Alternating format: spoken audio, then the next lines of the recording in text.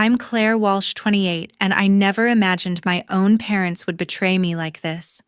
It was a tense family dinner in Missoula, Montana, when their words struck like a slap. You are not part of this family anymore. Don't come back.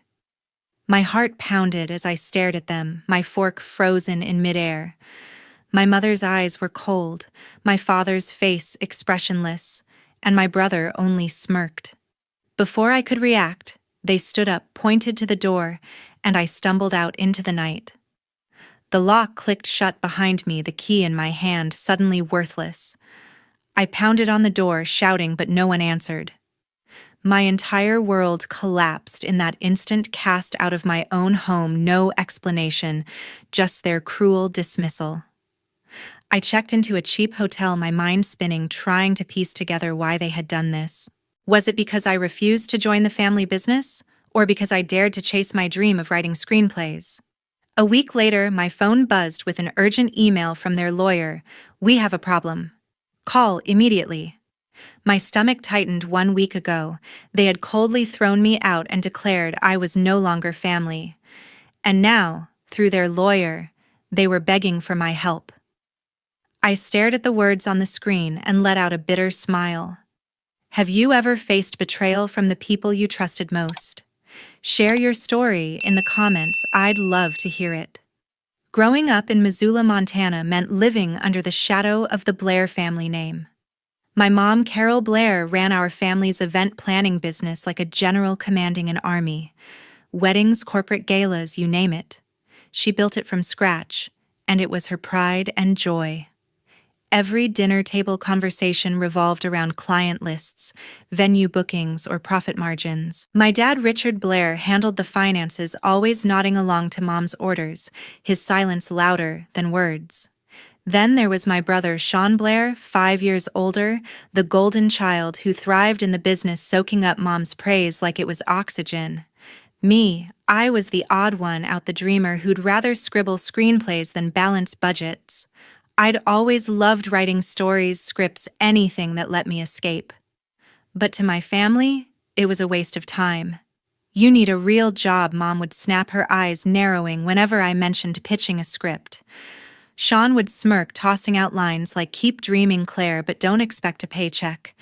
Even Dad, who rarely spoke, would mutter, the business is what keeps us afloat. Their words stung, but I kept at it, sneaking off to a small studio in Missoula last year to pitch my first screenplay. It flopped hard. The rejection crushed me, but their laughter at the dinner table hurt worse. Told you, Sean said, pouring himself more wine. The only person who ever got me was my grandmother, Florence Walsh. Grandma Florence wasn't like the rest of them. She'd sit with me on her porch, her hands wrinkled but steady, teaching me how to craft dialogue that cut deep. Your stories matter, Claire, she'd say, her voice, warm eyes bright with belief. We'd spend hours breaking down old movies, analyzing every line, every twist. She'd jot notes in the margins of my scripts, her cursive neat and encouraging. Keep going, she'd whisper, no matter what they say. Those moments were my lifeline, the only time I felt seen. Grandma Florence passed 2 years ago, and her absence left a hole nothing could fill. But the pressure from Mom, Dad, and Sean never let up. The business was everything, our legacy, they called it. When I was a kid, I'd tag along to their events, carrying tablecloths or setting up chairs, but even then, I'd sneak away to write scenes in my notebook. Mom caught me once, her face twisting. You're not here to play Claire. This is our future. I was 12. By the time I hit my 20s, I'd moved out chasing my dream in Missoula's tiny film scene. But after the studio rejection, I had to move back home, tail between my legs. The looks on their faces said it all. I was a failure. Living back home was like walking on eggshells. Every day, Mom pushed me to join the business. You could be great at this, Claire. She'd say, her tone more command than encouragement. Sean would chime in. She'd mess it up, Mom. Stick to what we know. Dad just sipped his coffee, avoiding my eyes. I tried to keep writing, locking myself in my room, typing late into the night. But their voices echoed through the walls, client calls, event plans, Sean's smug laughter. I felt like an outsider in my own home, my scripts a secret I had to hide. Grandma Florence's words kept me going. She'd left me her old typewriter, a clunky thing I cherished. I'd run my fingers over its keys, remembering her lessons. A good story needs heart, Claire. Don't let anyone take that from you. But heart wasn't enough when Mom's expectations loomed like a storm. She'd barge into my room, tossing event proposals on my desk. Read these. Learn something useful. I'd nod, but my mind was elsewhere, lost in scenes I'd never finish. Sean's jabs grew sharper, too. Still writing your little movies, he'd say, leaning against the doorframe. Grow up, Claire? I started doubting myself. Maybe they were right. Maybe my dreams were just childish fantasies. But every time I closed my eyes, I saw Grandma Florence's face, heard her voice urging me to fight. She'd believed in me when no one else did. And somehow that belief felt like the only thing holding me together. Back home, the pressure only got worse. Mom had one goal: get me into the family's event planning business. Claire, this is your chance to prove yourself, she said, shoving a stack of client proposals across the kitchen table. The Blair Events Company was her empire, and she expected me to fall in line. I'd sit through meetings, jotting down details for wedding receptions or corporate retreats, my mind drifting to the screenplay I'd been tweaking for months. At night, I'd lock my bedroom door, typing furiously, crafting scenes about characters who fought for their freedom. I'd send pitches to small studios in Missoula, hoping for a break. But every rejection email felt like a punch, and Mom's voice echoed in my head. This isn't a game, Claire. You need to grow up. Sean was no better. He'd barge into my room, glancing at my laptop screen. Still playing screenwriter, he'd taunt, his smirk sharp enough to cut. You're wasting everyone's time. He thrived in the business, charming clients and basking in Mom's approval. To him, my dreams were a joke, a distraction from the family legacy. Dad, as usual, stayed quiet, his eyes fixed on his coffee mug during our tense dinners, but his silence screamed agreement with Mom's demands. Just try it, Claire, he'd mutter once, barely looking up. The business is steady. Steady. That word felt like a chain. I kept writing, though.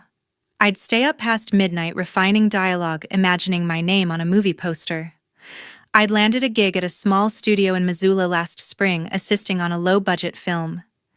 It wasn't much, but it was mine, a foot in the door. I'd spend days on set, soaking up every detail, tweaking my own scripts during breaks. Then, 3 months ago, the studio lost funding. The project collapsed, and so did my job. I was devastated. My savings drained, my confidence shot. With nowhere else to go, I packed my bags and moved back home. The moment I stepped through the door, Mom's expectations hit like a tidal wave. You tried your little hobby, she said, her voice cold. Now it's time to join us for real. She handed me a company laptop already loaded with event spreadsheets. I wanted to scream to tell her I wasn't giving up. But I needed a roof over my head, so I nodded, swallowing my pride. Sean didn't let it slide. Back already, he'd say, leaning against the counter. Guess your Hollywood dreams didn't pan out.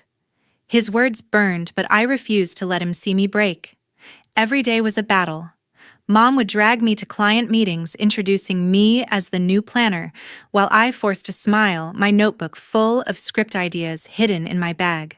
I'd overhear Sean boasting about landing a big corporate event, his ego filling the room. Dad would nod along, never questioning, never defending me. At home, I'd escape to my room, pouring my frustration into my scripts. I wrote about a woman breaking free from a controlling family, her courage growing with every page. It felt like a mirror to my life, but the tension kept building. Mom started scheduling me for back-to-back events, leaving no time for writing. You're not pulling your weight? She'd snap when I missed a deadline, her eyes accusing. Sean would pile on, dropping snide remarks like, maybe if you focused you'd actually contribute. I'd bite my tongue, but inside I was screaming. I'd sneak calls to a friend in the film industry asking about new opportunities, but the rejections kept coming. My dreams felt further away than ever, and the weight of their disapproval was crushing me. One night, I sat at my desk staring at my latest script. I'd written a scene where the heroine stood up to her family, her voice strong and unshaken. I wanted to be her, but I wasn't there yet. I closed my laptop, my hands trembling.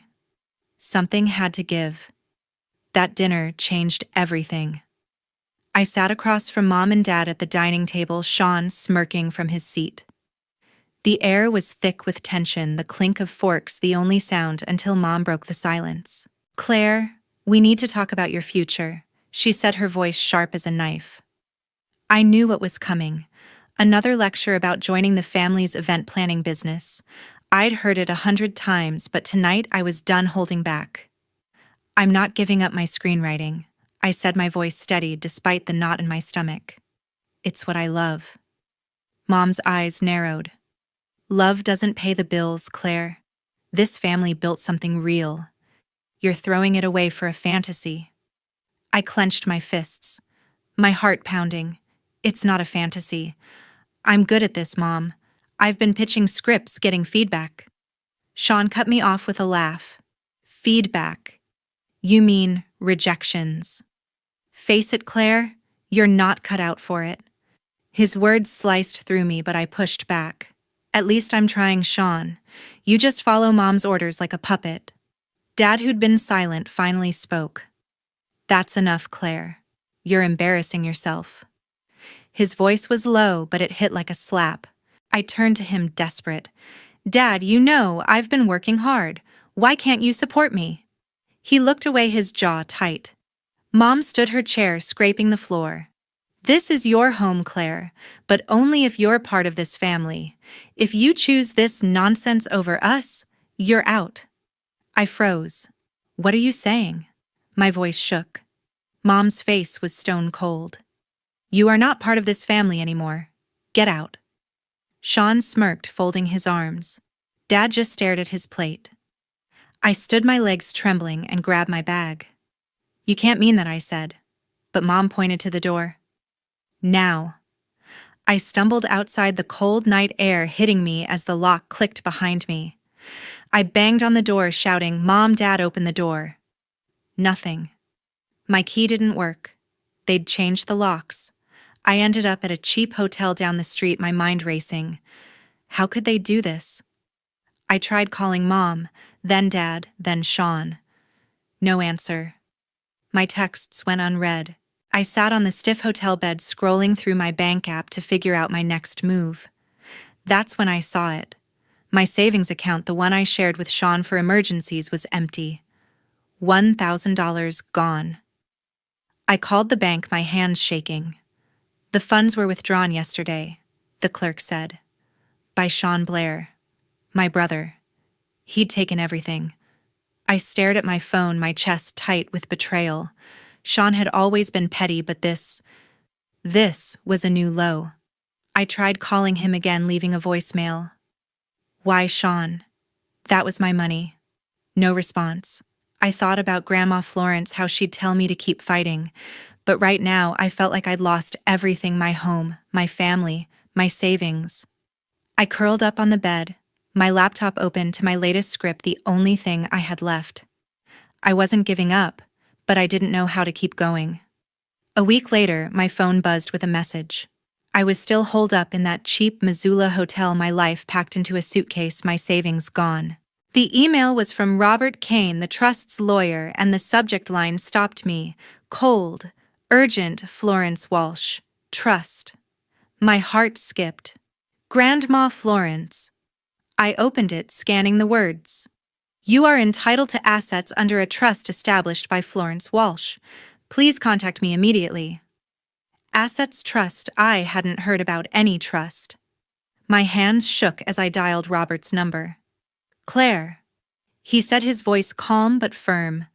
"Your grandmother set up a trust for you before she passed. It guarantees your right to stay in the family home and provides funds for your screenwriting career." I nearly dropped the phone. The family home where Mom and Dad had just locked me out. And money for my writing. "There's more," Robert added. "Florence left a letter for you. I'll send it over with the trust documents." I agreed to meet him the next day, my mind racing. Why hadn't anyone told me about this? The documents arrived at the hotel, a thick envelope with legal jargon and a sealed letter in Grandma Florence's familiar cursive. I tore it open, my eyes stinging as I read her words. "My dearest Claire," it began, "I've always known your heart belongs to your stories. This trust is my way of protecting you from those who don't understand your mother, your father, your brother. They'll try to control you, but you are stronger than their doubts. The house is yours to claim, and the funds are for your dreams. Don't let them take that from you." I clutched the letter, tears streaming down my face. Grandma Florence had seen this coming, Mom's demands, Dad's silence, Sean's betrayal. She'd planned to shield me. The trust details were staggering. Florence had set aside enough to cover my living expenses and support my screenwriting for years. There was a clause ensuring I could stay in the family home no matter what Mom or Dad said. Robert explained over the phone. "Your parents were notified of the trust when Florence passed, but they've ignored its terms. The lockout triggered an automatic review." I gripped the letter tighter. They knew, and they still kicked me out. I reread Florence's words, her voice echoing in my head. "You are stronger than their doubts." She'd written about my childhood, how I'd sit on her lap scribbling stories while she smiled. "Your mother wanted you to fit her mold," she wrote. "But I saw your fire. This trust is your freedom." Every line felt like a lifeline pulling me out of the despair I'd been drowning in. But it also burned. Mom, Dad, and Sean had kept this from me, locked me out of my own home, stolen my savings. How could they? I called Robert again, my voice steadier now. "What's the next step?" He outlined a meeting to enforce the trust's terms, warning me it could get messy. "Your family might fight this," he said. "They've been managing the trust and there are discrepancies." Discrepancies. My stomach twisted. Had they tampered with it, I thought of Sean's smug face, the missing $1,000 from my account. This wasn't just about the house or money, it was about control. I spent the night poring over the trust documents, highlighting clauses, making notes. Florence had thought of everything: legal protections, funding timelines, even a provision for legal fees if the trust was challenged. I felt her strength in every word, her belief in me. But doubt crept in too. Confronting Mom, Dad, and Sean would mean tearing open old wounds. Could I do this? The meeting room felt like a battlefield. I sat across from Mom, Dad, and Sean, their faces a mix of defiance and unease. Robert Kane, the trust's lawyer, stood at the head of the table, his briefcase open, papers neatly stacked. My hands gripped Grandma Florence's letter, its words fueling my resolve. This was it, the moment to take back what was mine. Robert cleared his throat, his voice steady. "We're here to address the Florence Walsh Trust and its mismanagement." Mom's eyes narrowed. Mismanagement? That's absurd. Sean leaned back, arms crossed, his smirk barely hiding his nerves. Dad stared at the table, silent as ever. Robert didn't flinch. The trust was established to ensure Claire's right to the family home and funds for her screenwriting career, he said, sliding a document forward. Yet $150,000 was withdrawn without Claire's consent and used to upgrade Blair Events Company. Sean scoffed. "That's a lie. The company needed those funds." But his voice wavered. I locked eyes with him, my anger flaring. "You took my savings too, Sean. $1,000 gone." "Now this." He shifted uncomfortably, saying nothing. Robert continued presenting bank records. These transactions trace back to Carol and Sean Blair, approved by Richard Blair. The trust explicitly prohibits personal use of its funds. Mom's face reddened. "We built that company from nothing. Claire doesn't deserve a dime if she's not contributing." Her words stung, but I was done letting them hurt me. "Contributing?" I snapped. "You locked me out of my own home, Mom. Grandma Florence wanted me to have it." Dad finally spoke, his voice low. "We thought we were doing what's best for the family." I shook my head. "No, Dad. You did what's best for you. Robert laid out more evidence emails, financial statements, proof of the family's spending on new office equipment and marketing for the company. Every page was a betrayal, a confirmation that they'd known about the trust and ignored it. "This is a clear violation," Robert said. "Claire is entitled to the house and the remaining funds, plus damages for the misappropriated amount." Sean slammed his hand on the table. "You're not taking anything, Claire. You're a failure who will waste it on your stupid scripts." His outburst only strengthened my resolve. I stood my voice firm. "I'm done with this family. I want the apartment in Missoula as the trust allows. I'll take the funds Grandma Florence left for my writing and we're through." Mom gasped. "You can't just walk away." But I held her gaze. "You walked away first when you locked that door." Robert nodded, jotting down notes. "Claire's proposal aligns with the trust's terms. The apartment's deed can be transferred and the funds will be released to her account." He turned to Mom, Dad, and Sean. "You'll also face an audit for the $150,000. Repayment may be required." Sean's smirk vanished and Mom's face went pale. Dad just looked defeated, his hands folded tightly. I felt a mix of triumph and pain. Grandma Florence's trust was my lifeline, but facing my family like this hurt more than I expected. "You could have supported me," I said, my voice breaking. "Instead, you stole from me." Mom tried to interrupt, but I raised my hand. "No, I'm done listening. I'm taking what's mine and moving on." Robert handed me a pen to sign the preliminary agreement, his expression calm but approving. As I signed, I thought of Grandma Florence's words. "You are stronger than their doubts." She'd known they'd try to break me, but she'd given me the tools to fight back. The apartment would be my fresh start, a place to write without their judgment. The funds would let me pitch my scripts, maybe even produce a short film. I looked at Mom, Dad, and Sean one last time. Their silence said it all. They'd lost control. Walking out of that room, I felt lighter, but the weight of losing my family lingered. I didn't want their apologies or their excuses. I wanted freedom.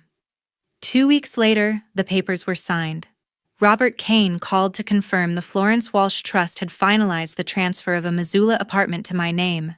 Mom, Dad, and Sean had no choice but to agree, backed into a corner by the legal weight of Grandma Florence's wishes. Their signatures on the agreement felt like a surrender, but I knew they'd fought until the last moment. Robert's voice was steady over the phone. "The trust's funds covered the apartment purchase, and the remaining balance is yours for your screenwriting. The family's control over the trust is terminated." I stood in the empty apartment, sunlight streaming through the windows, keys in my hand. It was a small one-bedroom place, nothing fancy, but it was mine. No more hotel rooms, no more locked doors. I set my laptop on the kitchen counter, imagining late nights writing scripts without Mom's lectures or Sean's sneers. But the victory was bittersweet. I'd won, but at the cost of my family. The Blair Events Company was crumbling under the fallout. Robert had warned them about the audit for the $150,000 they'd siphoned from the trust.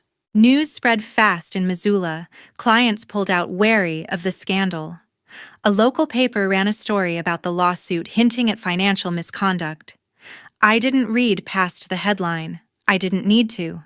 The company's reputation was tanking, and with it, Mom's pride and Sean's arrogance. Dad has always stayed out of it, probably burying himself in paperwork to avoid the mess.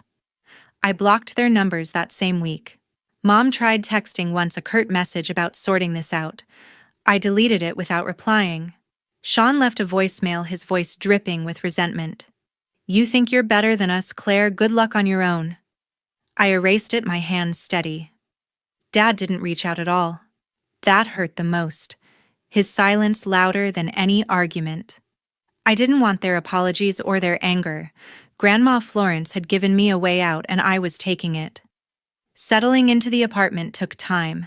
I bought a second-hand desk, a cheap lamp, and a few plants to make the place feel alive. Every morning, I'd sit by the window sipping coffee, typing scenes for a new script. It was about a woman rebuilding her life after betrayal, her strength growing with every step. The words flowed easier now, unburdened by the weight of family expectations. I sent pitches to small studios, my confidence creeping back.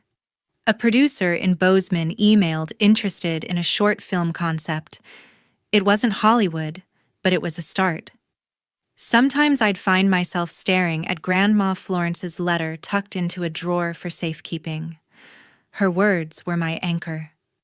You are stronger than their doubts.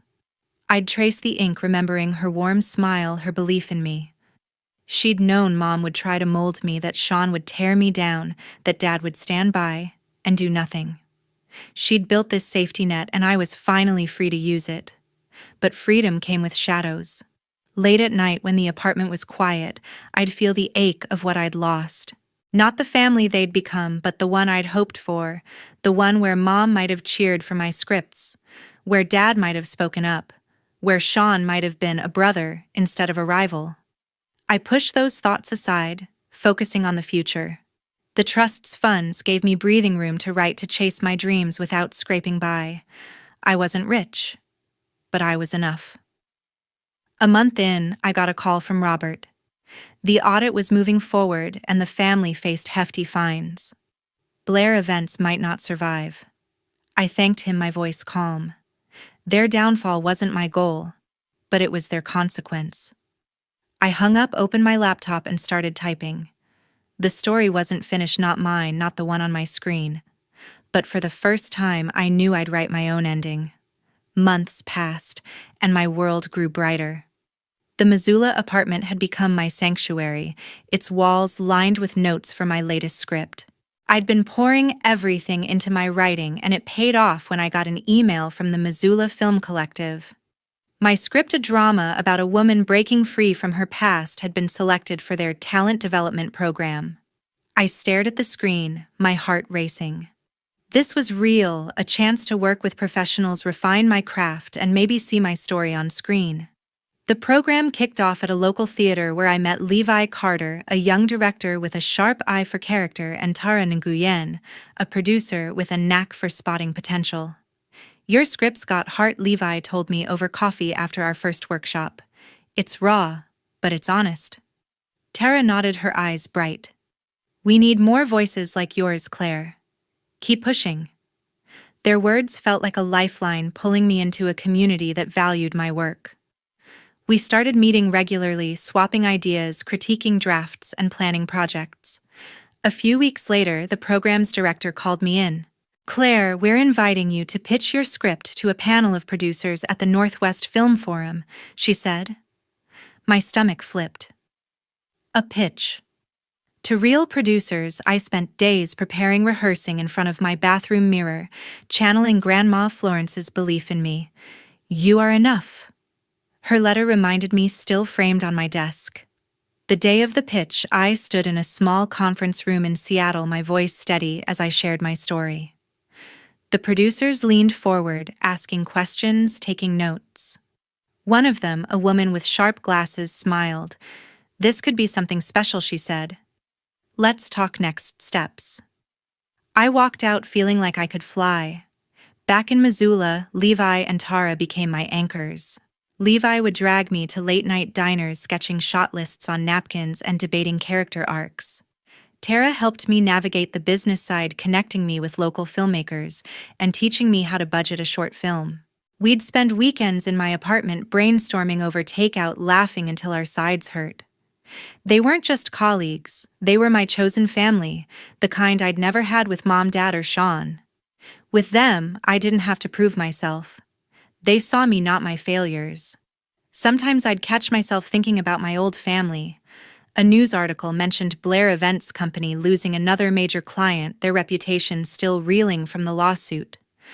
I felt a pang, wondering if Mom ever regretted her words, or if Dad wished he'd spoken up. Sean's social media had gone quiet, his usual bravado replaced by silence. But I didn't reach out. I'd made my choice, and they'd made theirs. Freedom meant letting go, and I was learning to embrace it. The talent development program pushed me to grow. I rewrote my script, tightening dialogue, deepening characters. Levi offered to direct a short version, and Tara secured a small grant to fund it. We shot in Missoula using local actors and locations by the river. Watching my words come to life on set, I felt a surge of pride. This was what I'd fought for, a chance to tell stories that mattered. The short film got accepted to a regional festival, and the three of us celebrated with cheap wine in my apartment, toasting to new beginnings. Through it all, I kept coming back to Grandma Florence's lesson. My value didn't come from others' approval. It came from within, from the stories I told, the work I did, the people I chose to keep close. Levi and Tara reminded me of that every day, their support a steady foundation. I wasn't running from my past anymore. I was building something new. Standing on my apartment balcony watching the sunset over the Clark Fork River, I felt whole. My story wasn't finished, but for the first time I knew I was writing it on my own terms.